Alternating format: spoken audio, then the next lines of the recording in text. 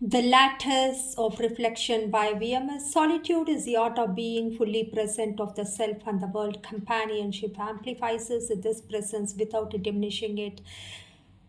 The night settled gently, the garden breathed in a synchrony with consciousness, and Arjun watched, understanding the deliberate cultivation of attention and ethical solitude. Rajiv's presence, near or distant, reinforced the harmony between companionship and reflection. Life's quiet triumph resides not in spectacle or noise, but in the attentive observation of self, world, and others. Presence, whether shared or solitary, defines the soul's continuity. Dr. Meera Iyer closed her final journal entry, letting the stillness brace her solitude, companionship, ethical reflection, and attentiveness. This was her luminous presence and complete enduring.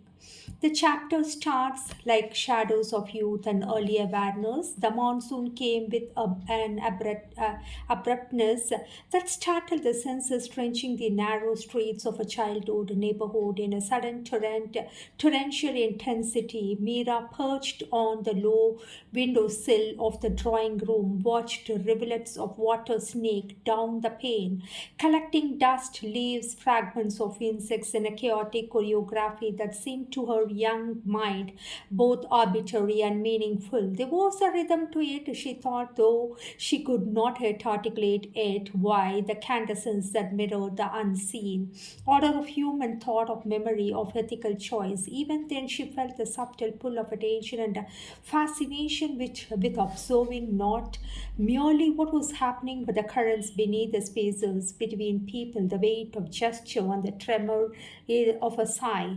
Her father, seated across, cross-legged on the oven mat, with a faint scent of sandalwood lingering around him, glanced up from the ledger he was balancing with exacting care. He was a man of soft authority, and one whose commands were now voiced but felt like a gentle pressure of gravity on the earth. Noticed the spaces, he said, almost as an afterthought, his eyes fixed on the flow of water below the window.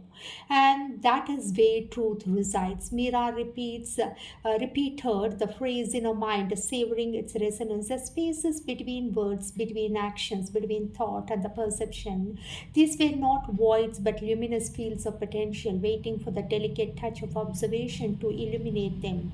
She did not yet know that this principle would guide the architecture of her inner life, shaping the way she would later approach patience, relationships, and even her own solitude. Her mother moved through the room with the measured grace, carrying the faint aroma of cardamom and wet earth.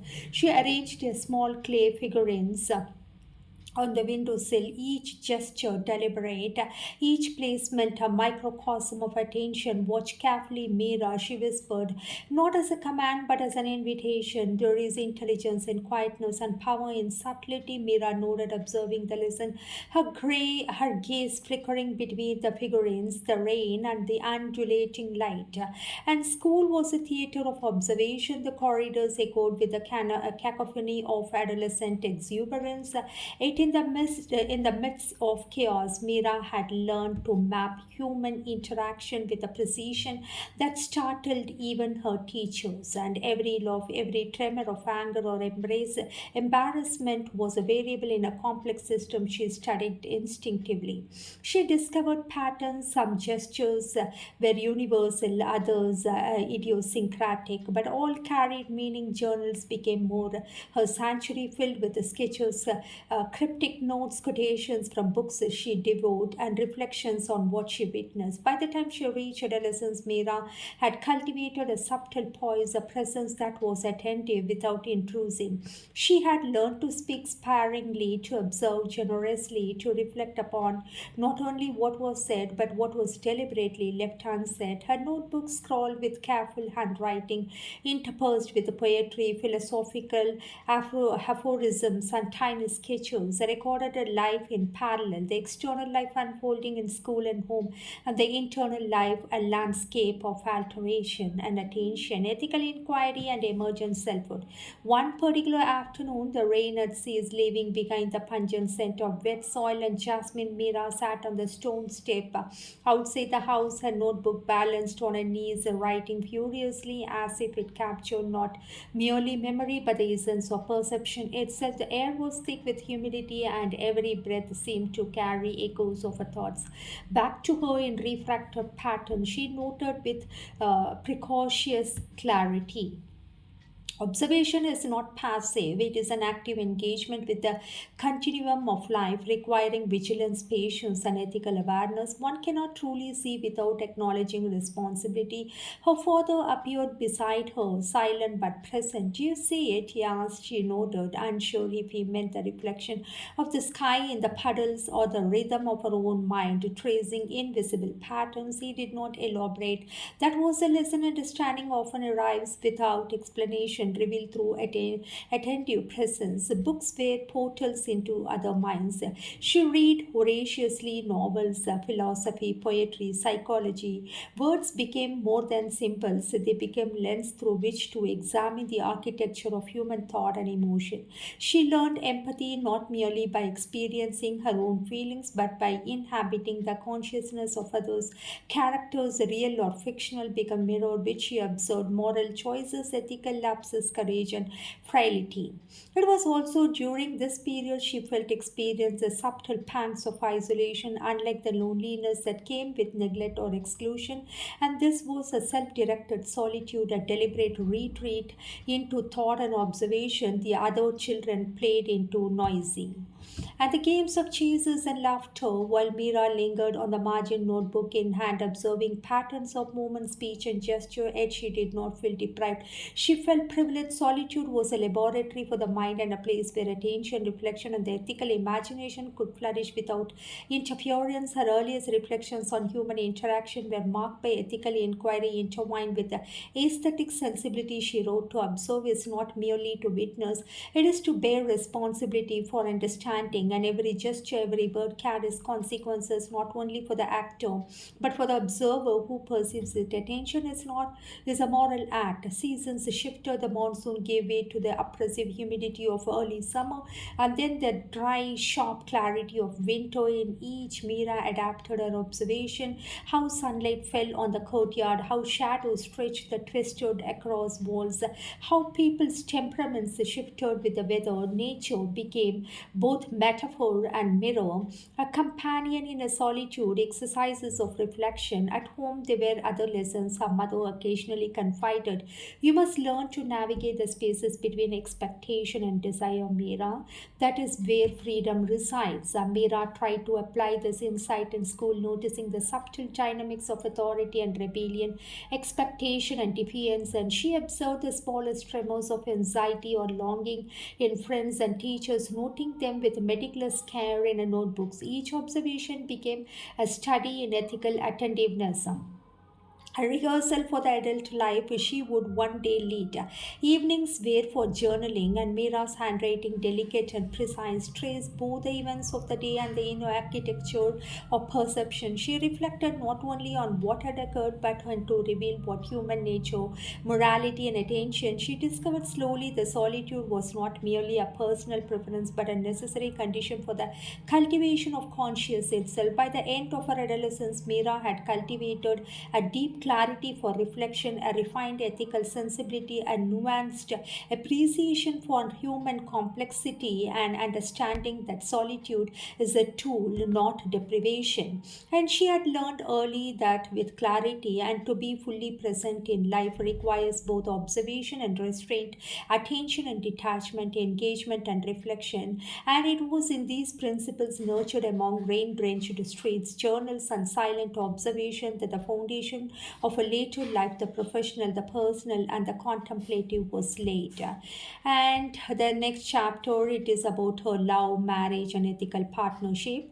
The first time Mira saw Anand, he was standing beneath the mango tree in the courtyard of a university, a stack of books held against his chest like a small shield against the world. The sunlight fell upon him unevenly, casting slanted shadows across his face, highlighting the faint crease of worry between his brows. Amira, observing from the edge of the veranda, felt the familiar tug of attentive curiosity. She had learned to watch, not to note, and to disdain not only the surface gestures but the subtle currents beneath the rhythm of the breath, the modulation of voice, the slight hesitation before words. Their first conversation was hesitant, polite, a polite exchange of thoughts about literature, philosophy. Yet, even in that early dialogue, she sensed a layered resonance. He listened not merely to reply but to understand. He spoke with measured care, leaving space for reflection. It was, in essence, an ethical engagement of attention, and she found herself drawn into this quiet gravity.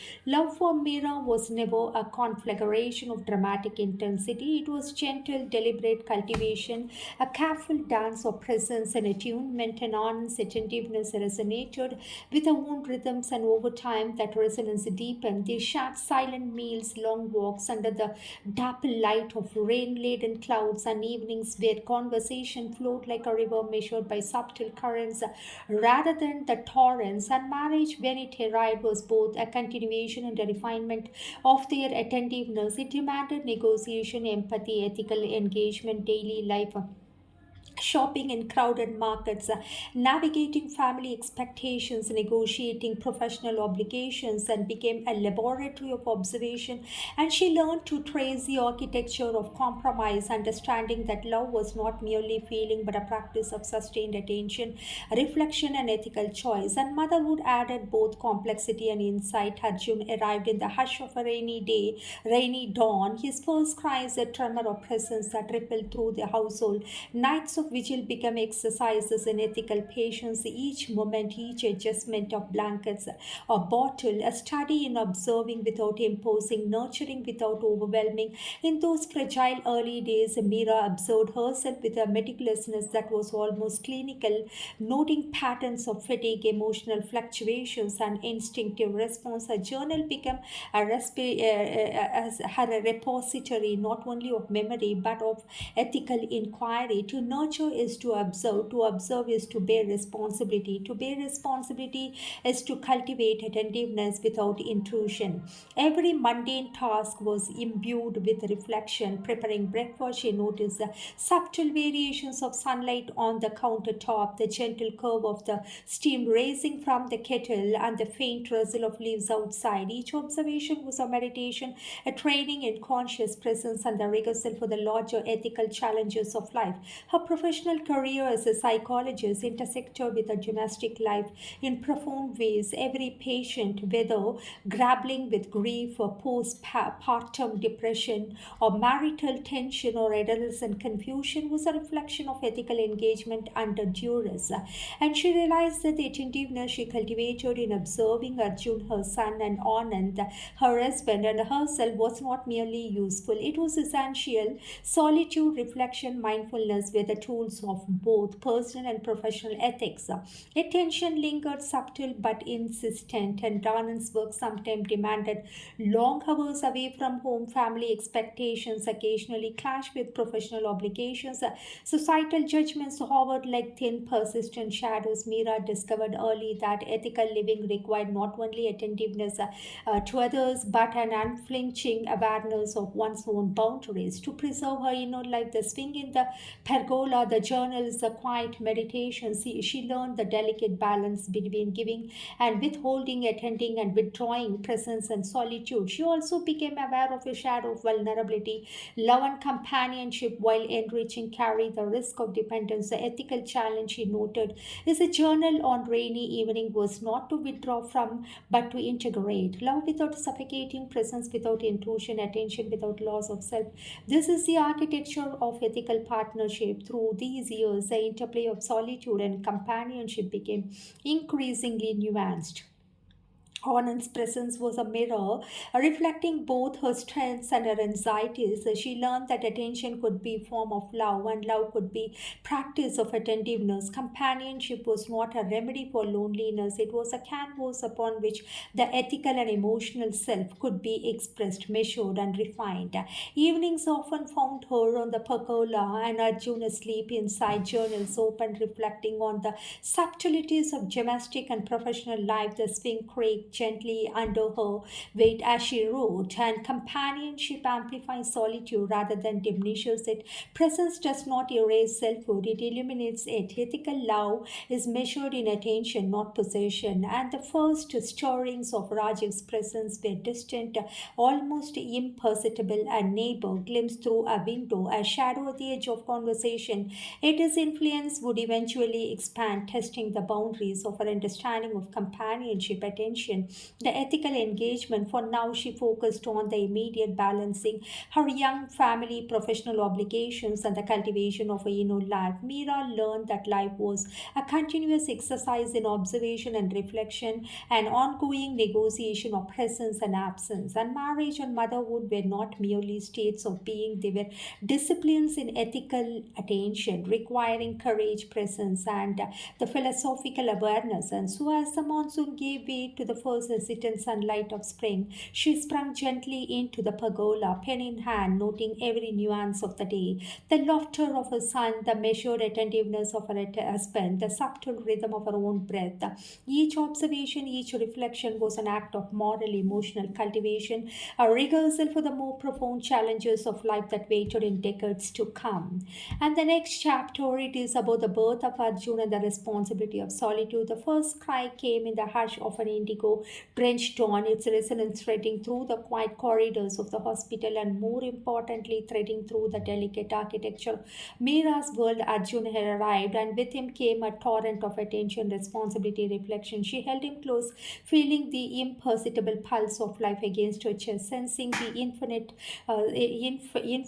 simul rhythms of breath, heartbeat, the fragile orchestration of existence. Each small moment, a curl of finger, a twitch of eyelid, both a wonder and a lesson, an immediate embodied testament to our evolving understanding of presence. In those early hours, Meera discovered the paradoxical intimacy of solitude within motherhood. While her attention was fully claimed by another life, she simultaneously retreated inward, cataloging, reflecting, and mapping her own responses to this profound responsibility. There was no room for distraction, and every gesture required observation, every sigh a note in the symphony of life. And she was learning to conduct. Solitude was no longer merely a personal preference, it was a necessary vessel for ethical attention. The nights were the most instructive. Arjun's cries punctuated the darkness with irregularity, an unpredictable metronome that demanded vigilance without panic, care without intrusion. Meera noted patterns when he slept lightly, when he stirred, and when he responded to the warmth of her hand, to the cadence of her voice. Her journal became an indispensable companion, capturing these mini capturing these minutiae alongside reflections that range from the philosophical to the practical. Observation is not passive, presence is not intelligence, attention is moral labor requiring discipline, patience, and empathy. Amid the demands of new motherhood, Meera continued her professional work, patience, stories, grief, anxiety, and everything the dialogue of the mirror. It went on like a ritual, and Arjun movements began to teach her the philosophy of impermanence and anticipation. A twitch of the hand, balance, a brief glance could shift the course of his comfort. A quiet whisper could soothe or startle. Meera reflected on the ethical implications to anticipate, to guide, to intervene, but always with respect of the autonomy of the emerging self. The ethical attention was both a responsibility and freedom, a paradox she could carry throughout her life. To nurture another life is to hold the balance between presence and restraint, engagement and observation, love, and ethical responsibility. Her journals expanded in both depth and form, sketches of Arjun's hands, diagrams of emotional rhythms, and fragments of poetic reflection, all intertwined with practical notes on the development pattern. The weight of observation settled into a kind of reflection, a practice of attention that reinforced solitude without isolation and that revealed the architecture of ethical companionship. And she started to mirror, and through Arjun's early months, Mira began to articulate a personal philosophy of living attentively. Observation is a responsibility, presence is moral labor, and solitude is cultivation, not deprivation. Love is an ethical practice measured in attentiveness and not possession. She found its full articulation in motherhood. They were the tools in the architecture of ethical and contemplative life.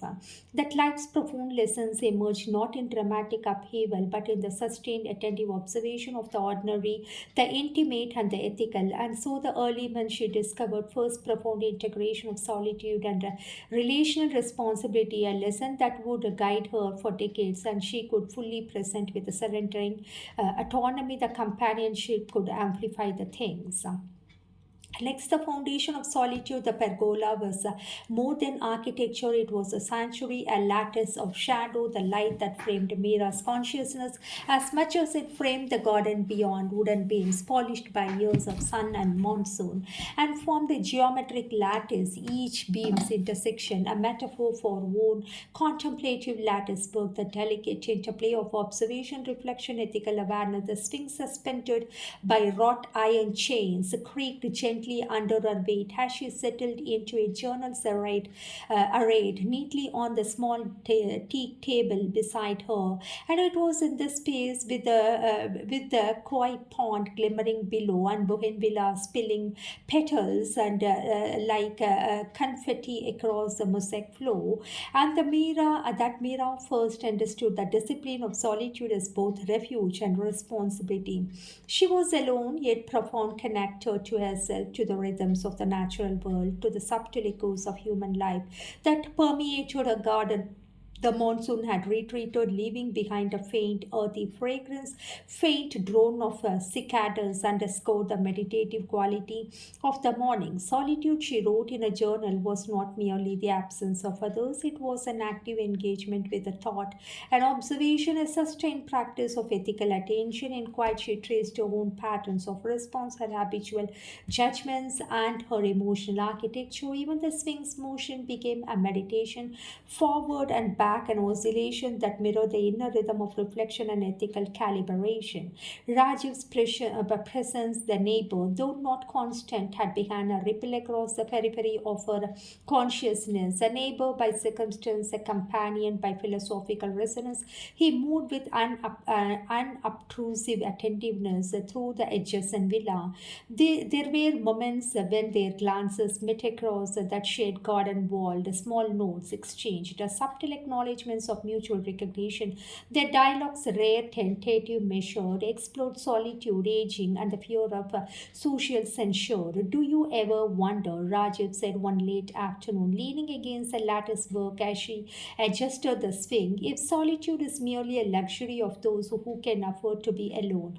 Mira considered this carefully, letting the swing's motion guide her reflection. Perhaps, she replied slowly, but I think it is more than luxury. Solitude is necessary, not to avoid life, but to engage with it consciously. Without it, attention falters. The ethical reflection becomes superficial. Their conversations became a subtle practice in philosophical exchange, punctuated by silence that were not emptiness but consciousness, and breathing spaces allowing thought to unfurl naturally. The companionship does not diminish solitude, and it tests, its refines, and sometimes eliminates aspects of the life otherwise unseen. Patience narrative intersected with a personal meditation, one teenager grappling with anxiety about parental expectations and social isolation mirror aspects of Mira's own early self directed solitude. Another woman navigating postpartum depression reflected the ethical responsibility inherent in attentiveness to observe, to guide, to intervene without imposing. Mira's professional life became a laboratory in applied solitude where reflective observation, ethical responsibility intertwined. Even the architecture of the pergola contributed to this learning. She noted how light shifted across the teak beams, shadows danced across the tile floors in small arcs, and how the rustle of leaves marked time as subtly as a clock. Each sensory detail became a node in the lattice of reflection, a reminder that a solitude required attentiveness not only of the mind but of the world itself. The ethical dimension of solitude was never abstract. It manifested in daily life, deciding how to guide a patient without overstepping, balancing Arjun's needs with Anand's presence, observing neighbors with kindness and detachment. In these choices, Meera discovered solitude was inseparable from responsibility. Rajiv's influence deepened subtly. He was neither confident nor mentor, but a reflective foil, a presence that prompted Meera to question her assumptions about companionship, loneliness, and aging. Their dialogues explored fear, the fear of being judged for choosing solitude, the fear of intimacy after decades of self directed reflection, fear of observing ethical lapses in oneself or others. Society, Rajiv mused one evening, was the last sunlight gilded the pergola beams, expects us to occupy prescribed roles even in our later years. Solitude, when chosen, is viewed with suspicion. Meera swung gently, letting the motion mirror the oscillation between societal expectation and personal ethics. Yes, she said, but those who understood the value of attentiveness also understand that solitude is not emptiness, it is preparation, cultivation, engagement in forms less visible to the casual observer. Through these reflections, the pergola became a temple of consciousness, a space where the ordinary raindrop sunlight bird call transformed into ethical philosophical exercises. Each journal entry, it is of attentive living. By evening, as the sky deepened into the wash of indigo and the first stars began to pierce the monsoon clouds, Meera would close the journal with a sense of satisfaction and quiet acknowledgement of having navigated the day's internal and external challenges. Solitude had been maintained, attention had been exercised, ethical reflection had been practiced. To live attentively is to live ethically. To embrace solitude is not withdrawal but preparation. To love and observe is to practice the discipline of consciousness itself. And as she descended from the pergola, Arjun's laughter echoing from the inner courtyard and on and moving gently in the kitchen, she understood the truth that would underpin the decades. Solitude, attentiveness, ethical responsibility were inseparable, and the practice of all these were both a privilege and a moral duty. And the next chapter starts with the ethics of observation. Morning sun filtered through the perforated lattice of the pergola, casting intricate patterns across Mira's journal, each page alive with a residue of thought, observation, reflection. The swing beneath her moved gently, metronome of contemplation, echoing the rhythm of her mind as it oscillated between past, present, and the faint, anticipatory tremors of what lay ahead. Professional life had become increasingly complex. Patients arrived with tangled narratives, some with resonated eerily with Mira's own inner contemplations, and there was the adolescent girl who feared parental judgment so intensely that she had stopped speaking during meals and communicating only through gestures and scribble notes. And they were the new mother, exhausted and fragile, whose anxiety manifested in obsessive timidness, tidiness, and relentless self approach, a precise calibration of attention, empathy, and ethical restraint. Mira had long ago realized the observation is never neutral. Every glance and question, subtle adjustment in tone carries consequences. To observe ethically is to balance attentiveness with discretion, engagement with respect, care with freedom. Even Arjun, playful and insistent, became an object of reflective attention. His curiosity mirrored the early sparks of her own, and she found herself noticing the microcosm of thought and emotion in which his small gestures, the way he hesitated before speaking to a friend, the careful examination of a beetle of the garden path, the nuanced expression when reading a story aloud.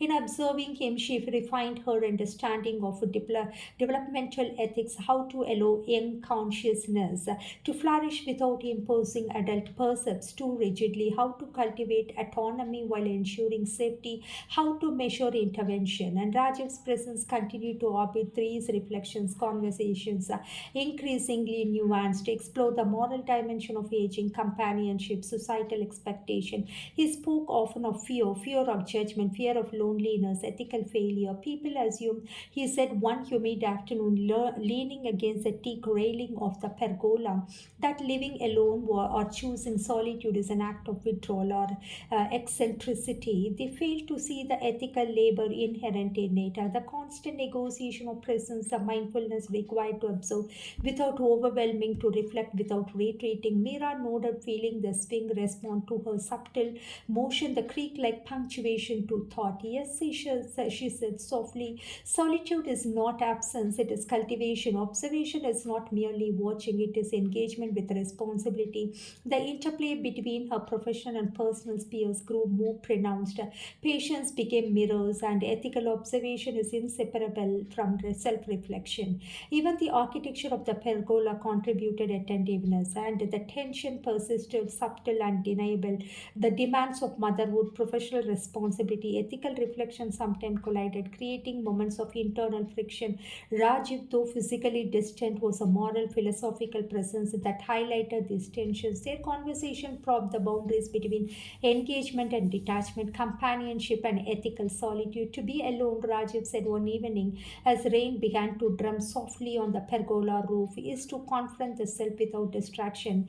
But to be present with another, ethically present, is equal challenge. How do you maintain balance? Mira swing moved back and forth as she considered his words. She wrote later in a journal, balance is not static, it is dynamic, requiring constant recalibration. Solitude without reflection is empty. Companionship without ethical attention is destructive.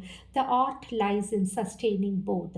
Arjun, awake and curious, emerged briefly from the inner courtyard, his laughter punctuating the philosophical quietude. Mira watched him, noting how he navigated space, sound, and attention. Even in play, he embodied the principles she cultivated in theory: autonomy, exploration, ethical negotiation of boundaries. She marveled at the symmetry. The child mirrored the adult's ethical labor, and the adult mirrored the child's natural ethical impulses. By nightfall, the pergola's lanterns cast amber pools of light, shadows stretching like elongated ink strokes across the tiles. Mira closed her journals, the ink still drying, the reflection still resonating. Solitude, attention, ethical observation had been exercised. The day had been navigated with care. The garden, the swing, the koi pond, pond, the journals, all instruments in a continuous practice of conscious living.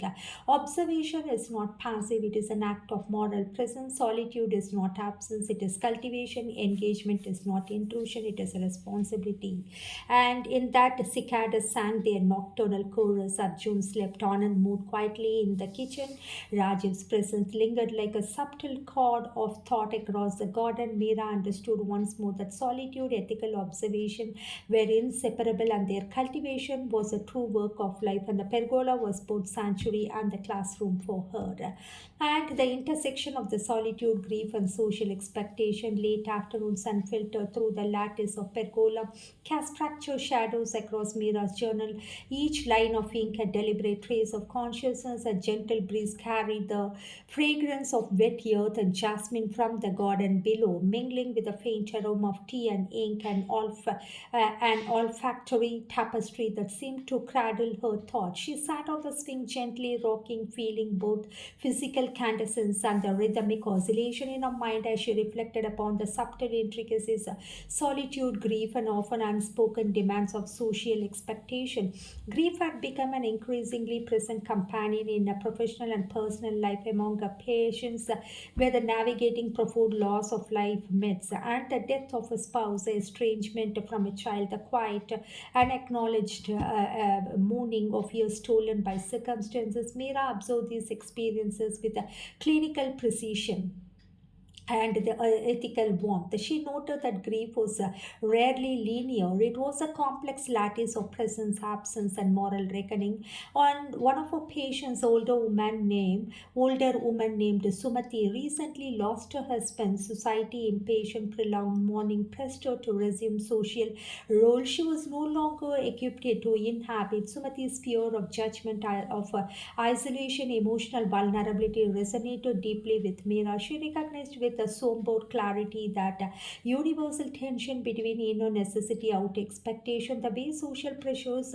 could distort the authentic rhythms of grief. Meera's reflections, recorded meticulously in a journal, intertwined these observations with her own experience of solitude. Solitude, she wrote, was not mere absence of others, but a moral and emotional discipline, a rehearsal in attentiveness, empathy, and reflection. It was a framework within which grief could be acknowledged, processed, and integrated without succumbing to either despair or a perforative recovery. And Rajiv appeared that afternoon leaning against the pergola's lattice as if drawn by some unspoken gravitational pull. His presence was at once comforting and challenging, a reminder that companionship could illuminate both light and shadow. Do you think society understands grief? He said, his voice quite measured. Or does it recognize the performance of resilience?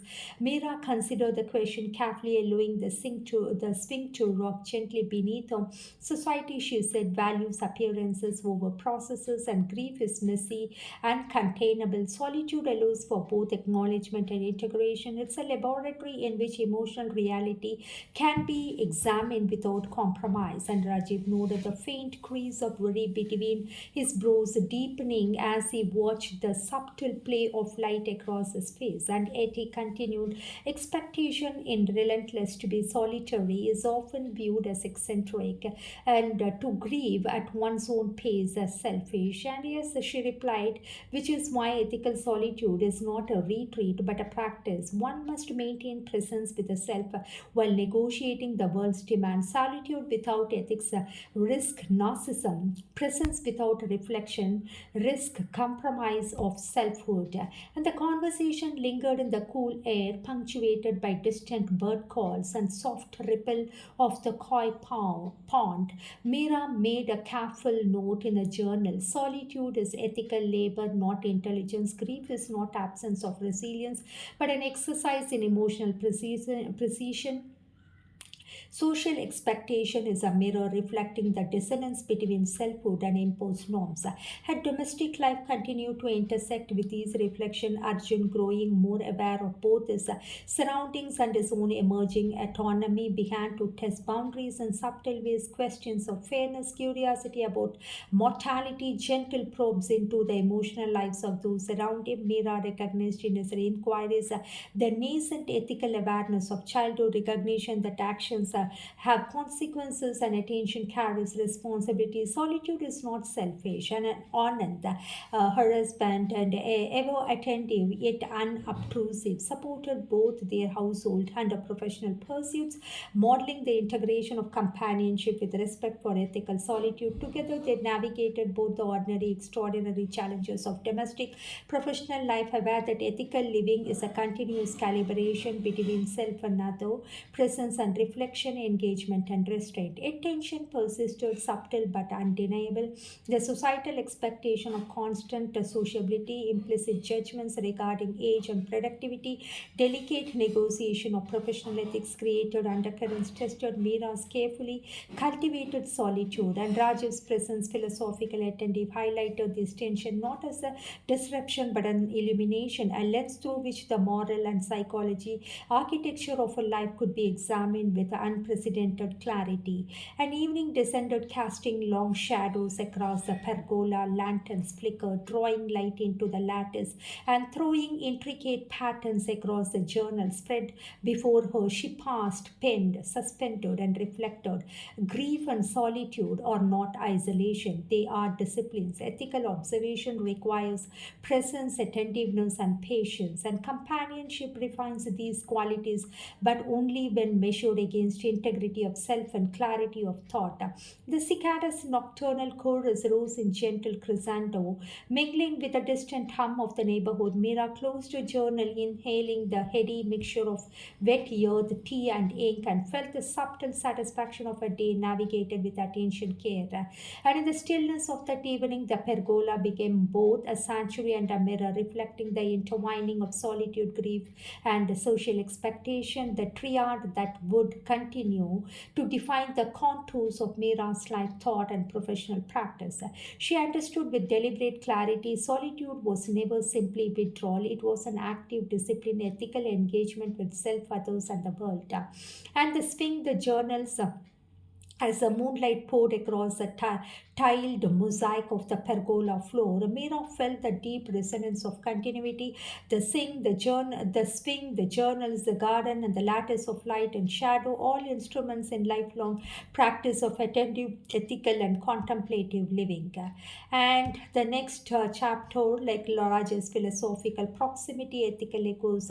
The late afternoon sun cast a molten gold across the pergola, and the swing creaked gently beneath Mira's weight, as though marking the cadence of her thoughts. Journals lay open, their pages heavy with ink, fragments of observation, reflection, philosophical probing, as seemed charged with expectation. Quite hum of potential world poised between action and reflection, presence and solitude, and Rajiv's presence had grown subtle yet insistent, like the soft undertow of beneath a placid river. He was neither guest nor intruder. He existed at the threshold of proximity, a mirror for Mira's own evolving consciousness. Their interactions had moved beyond polite conversations, like delicate exploration of thought, morality, and ethical architecture, the ethical engagement with the self. Most people, he said, one humid afternoon, leaning lightly against the lattice of pergola, see companionship and solitude as opposites, but they are in fact symbiotic. One eliminates the other. Mira, her fingers tracing the outline of the Sphinx chain,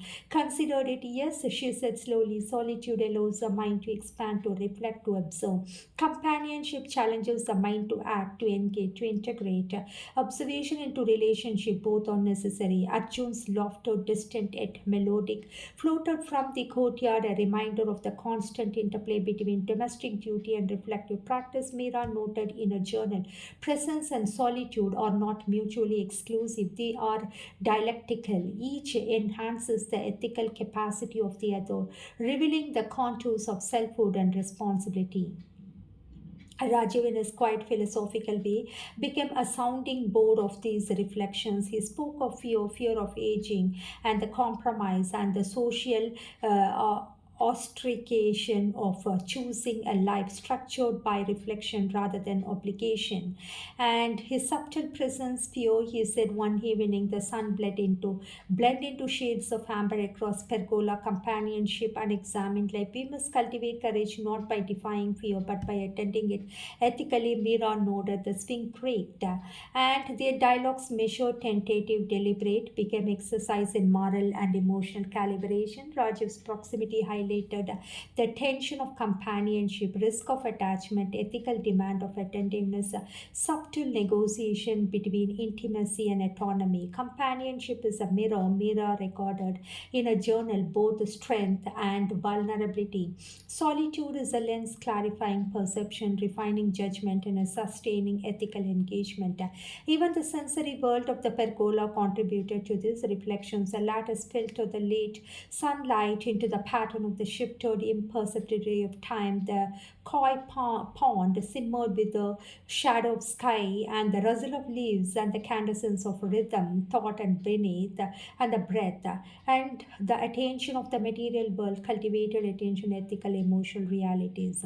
The proximity of Rajiv through intellectually stimulating introduced subtle questions of desire, moral responsibility, and the potential for judgment. The integration of solitude, companionship required constant calibration. Meera considered it carefully. Arjun, even curious, occasionally interrupted with reflective dialogues with spontaneous questions. Why do people fear being alone? Why must we follow rules? Why do we need to understand? How do we know what is ethical? Meera responded with measured attentiveness, integrating these questions into an ongoing ethical meditation to answer without judgment, to guide without imposing, to observe without controlling. These are the principles of ethical attentiveness, whether in the childhood or adulthood. Evening descended, lanterns were lit in pergola, casting pools of soft amber light across the journals and teak beams. Meera closed her eyes, letting the oscillation of the swing, gentle hum of cicadas, and the philosophical presence of Rajiv settled into a single rhythm of consciousness, solitude, companionship, ethical attention, reflection. These were not disparate elements, but facets of single integrated life practice. To live ethically is to observe carefully, to engage deliberately, to balance solitude with companionship, to love, to teach, to guide. These or exercise attentiveness that transcend circumstances and age. And the pergola, the journal, the garden, the koi pond, they were the instruments, props, the teachers in the continuous practice of reflective life. Raju's presence philosophical. The night deepened, Arjun sleeping peacefully, Anand's quiet presence in the kitchen and the garden, nocturnal sounds filling the air. Meera felt a profound integration of thought and presence, awareness, a clarity born on sustained observation, ethical engagement, graceful practice of solitude within relational life. And the next, the adolescence, ethical growth and tension. The first hints of Arjun's adolescence arrived quietly, like the imperceptible shift of seasons. His questions deepened, curiosity sharpened, and the small household that had once moved in measured rhythms of infancy now found itself negotiating a new cadence of growing consciousness. Meera observed these changes with meticulous care, recognizing ethical attention required both elasticity and constancy to allow freedom while maintaining guidance, to honor autonomy while attending to vulnerability. Pergola remained a sanctuary and the function evolved. And Arjun perched beside her, notebooks open, discussing questions that range from morality. And she noted in her journal, adolescence is not mere growth of body or intellect, it is ethical emergence, a negotiation between curiosity and restraint, autonomy and responsibility. School reports and conversations with the teachers revealed the first tremors of societal expectation pressuring upon him. Competitiveness, peer comparison, subtle currents of conformity began to shape his experiences. Meera's role shifted from the purely observant to a calibrator of ethical attention, guiding Arjun through choices that were much about character, moral reflection, as though they were academic or social success. And Rajiv's presence, though never intrusive, became a quiet mirror for both Meera and Arjun. Absorbing the adolescent boy's curiosity, he remarked one afternoon, ethics are often taught by constraint, but they are learned through observation. A child observes not only instruction but the attentiveness of the adults around. Meera considered it the calibrating, and evenings were devoted to reflection and journals, an intensive laboratory of ethical attention. Professional obligation continued to provide insight into dynamic patience navigating as usual, continuous intertwined practices. Rajiv's quiet presence added further layers. Though never a formal mentor, his reflection prompted Meera to question assumptions, attachment, solitude, societal expectation. One afternoon, the sun tipped the garden into amber hues. He said that he said that, do we teach ethics only through percept, or do we embody it in our presence? The child watches the swing and the garden and the journal, our practices. Meera's pen hovered over the page, capturing the resonance of his observation. Ethical instruction is less about spoken guidance and more about the sustained, deliberate presence of reflection and attentiveness. Adolescence is the crucible in which their principles are tested. Arjun's questions sometimes reveal the first tremor of of moral ambiguity. When confronted with pure dishonesty or social cruelty, he sought guidance yet also tested limits. Mira observed, intervened, and recorded each instance. In a response, would model practice ethical attention, reflective autonomy, and these embedded the life of the son. And next, the steady and appraisive Arjun exploring Mira, observing and guiding, Anand offering quiet support, social expectations, rhythmic integrity, as well as the presence, reflections, carrying. And she noted once again, adolescence is a test of attention, reflection, ethical presence, solitude sharpens, observation, companionship deepens, and integration of both cultivate resilience, autonomy, and moral clarity. And Rajiv's philosophical echo lingered in her thoughts, a subtle current threading through the quietude, the delicate balance of companionship and solitude, observation of engagement and ethical guidance, and autonomous growth.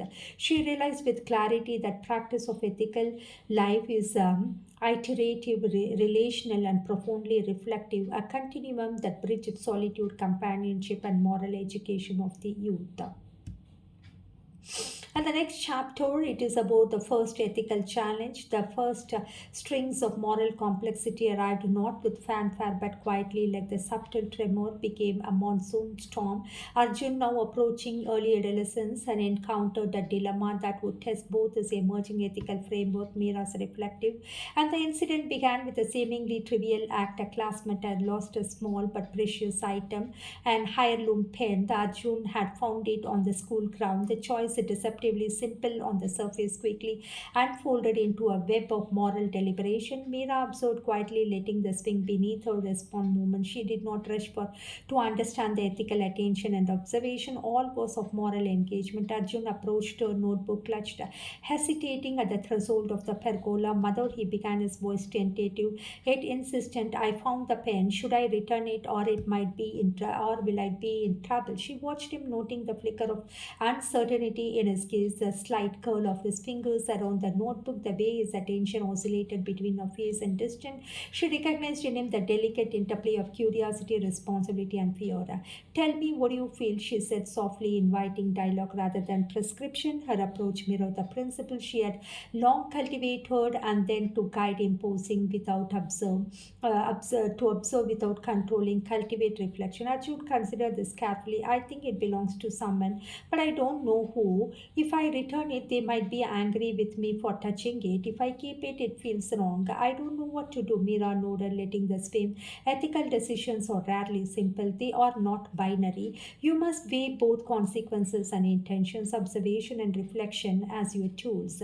Just impulse, not just impulse or fear. This conversation stretched through the afternoon, interspersed with silence and adjective notes. Each moment of become. Ethical decisions are like the swing forward and back, oscillating between reflection and action, the tension between what left and what it is, just an axis upon with moral growth pivots. Rajiv arrived in the evening, drawn perhaps unconsciously to the quiet gravity of the pergola. Her presence, as always, was measured and philosophical. And what to do with the thing. Amira considered this feeling delicate tremor. The lesson, she said finally, is not the choice but in the reflection to observe consequences. Arjun nodded, slowly observing the weight of this. Decided to return the pen, approaching the owner with a combination of honesty, vulnerability, reflected both his moral maturation and the influence of Mira's reflective guidance. That evening, parenthood, professional ethic, philosophical observation has been reflected. Her role, she realized, not to eliminate ambiguity of her son, but to cultivate the tools of ethical discernment, the capacity for reflection. Ethical life is cultivated through observation, reflection, and action. The first challenges are never trivial, they are the crucible in which moral character is formed. Even as night deepened, the garden settled into quiet symphony of insects and distant nocturnal calls. Mira recognized the subtle layers of influence at play. The swing, journal, pergola, all served as an instrument of guidance, offering space of reflection without intrusion. And the incidental, or it was a kind of continuous oscillation between reflection and action, presence and restraint, solitude and relational. And she concluded a journal: the first ethical challenge is a teacher. Observation is not passive, reflection is not optimal, companionship is not intuition, solitude is not a retreat, and together they cultivate integrity, moral clarity, and capacity for the conscientious action. And the framework of attentive, moral, grounded living would shape both her and husband's life for decades to come. And the next chapter, that is quite deepening of ethical complexity. The morning air was thick with a lingering scent of rain and jasmine, pergola dampened with suffused with contemplative energy of a world in transition. Mira settled into the swing, journal spread across her, aware that her professional, personal, and moral spheres were increasingly entangled. The ethical challenge Arjun had faced the days earlier had resolved into action with resonance continued ripple, highlighting the interconnectedness of reflection, observation, and moral growth. And her patience, each bearing burdens unique yet profoundly human, presented a kaleidoscope of ethical dilemmas. And one young woman wrestled with postpartum anxiety oscillating, and she wrote in a journal that the complexity of ethical is not merely situational, it is a relational. Observation alone is insufficient, and reflection must intersect with action guided by attentiveness. Rajiv appeared that afternoon, drawn to the pergola by the gravitational insistence. His presence was quite counterpoint, a reminder ethical deliberation. Complexity is, he mused, is not merely a product of circumstance but of consciousness. The more aware one becomes, the more entangled into the responsibility. And she noted, feeling that swings gentle oscillations, the principle into the action. The conversation drifted gently, deliberately, professional, personal realms, and Rajiv offered reflection of aging, moral courage, and the much ethical things. He started to ask how far could she intervene with patience, how much ethical guidance she could impose on Arjun without curtailing his autonomy, how could she balance professional and personal obligations without sacrificing. So, like this, the curiosity deepened and went on and sustained, and she recorded in a journal: moral complexity is the daily companion of attentive life, solitude, cultivation, reflection, companionship.